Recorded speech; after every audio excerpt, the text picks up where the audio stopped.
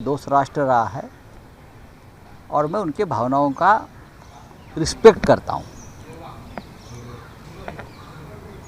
मैंने क्या किया था, मैंने क्या लिखा था, जिस तरह से गाज़ा पट्टी के अस्पताल पर इज़राइल नॉन स्टॉप बॉम्बिंग कर रहा है, तो वहाँ जो नवजात शिशु है, बच्चे हैं अभी अभी जन्मे हुए, उनको ना दूध मिल रहा है ना पानी मिल रहा है, ये ठीक नहीं है। और युद्ध के भी कुछ नियम होते हैं, ये मैंने कहा, युद्ध के भी कुछ नियम होते हैं। और युद्ध के नियम महाभारत काल से, उससे पहले भी चल रहे हैं और हम उसका पालन करते हैं। इज़राइल के बारे में मैं इतना ही कहता हूँ कि इज़राइल के अंदर घुसकर हमास ने जो हमला किया उसका भी मैंने निंदा की। जिस तरह से बंधक बनाया लोगों को, उसकी भी हमने निंदा की है।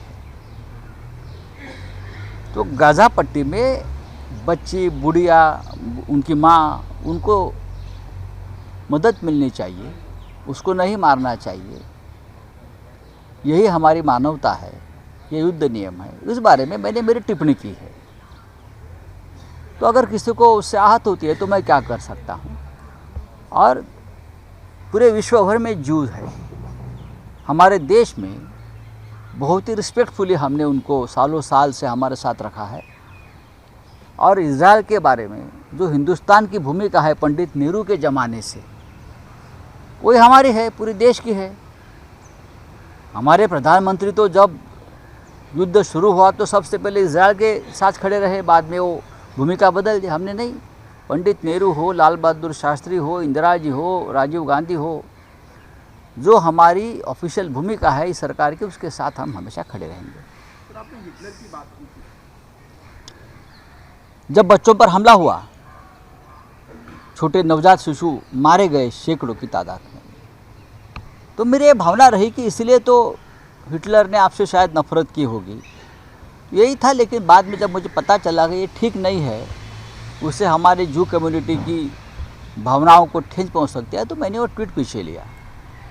लेकिन अब उसको एक ज़माना लौट गया। अभी लेटर लिखा है, लगता है किसी ने उनको चाबी दी है। सर, इस्रायलने नाराजी व्यक्त केली तुमच्यावरती एका ट्विटवर आणि बिर्लाला ओम बिर्लाला देखील पत्र पाठवलं. लिहू द्या ना. तर एकंदरीत एक लक्षात घ्या की इस्रायल हमास युद्ध हे अत्यंत निर्घृण पद्धतीने सुरू आहे.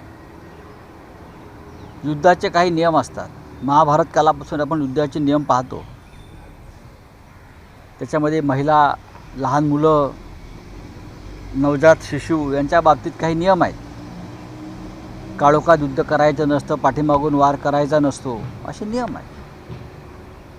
पण ज्या प्रकारचं युद्ध सुरू आहे, ज्या प्रकारे इस्रायलमध्ये घुसून अतिरेक्यांनी हमासच्या इस्रायलच्या लोकांची कत्तल केली, त्यांना बंधक बनवलं, याचा धिक्कार आम्ही सगळ्यांनीच केला.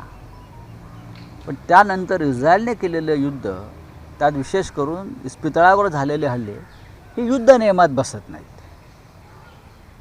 हे युद्ध नियमात बसत नाहीत. अनेक लहान नवजात शिशु, अर्भक यांचा मृत्यू त्यात झाला. त्यांना दूध, पाणी यांचं पुरवठा थांबला. मुलं तडफडत असल्याची छायाचित्र प्रसिद्ध झाल्यावरती मी त्याच्यावरती एक टिप्पणी व्यक्त केली. त्याच्यामुळे इस्रायलच्या भावना दुखावल्या असतील, तर त्यांच्या भावना दुखवण्याची माझी काही हेतू नाही. इस्रायलच्या संदर्भात जी भारताची भूमिका पंडित नेहरूंच्या काळापासून आहे, स्वातंत्र्यानंतर आजपर्यंत, तीच आमच्या सगळ्यांची भूमिका आहे. युद्ध हा अत्यंत निर्घृण प्रकार आहे. या देशामध्ये, जगामध्ये कुठे युद्ध होऊ नये या मताचे आम्ही आहोत. बघा, हिटलरचा संदर्भ मी दिला, पण नंतर तो हिटलरचा संदर्भ काढून दिला. किंबहुना त्यानंतर दैनिक सामनामध्ये जे माझा एक लेख आहे, त्यात मी लिहिलं आहे, हिटलर हा हिंदुस्थानचा सगळ्यात मोठा शत्रू होता. महात्मा गांधींना गोळ्या घाला हे हिटलरचं वक्तव्य होतं. त्याच्यामुळे हिटलरचं गुणगान कोणी करू नये हे मी त्या स्पष्ट म्हटलेलं आहे. धन्यवाद.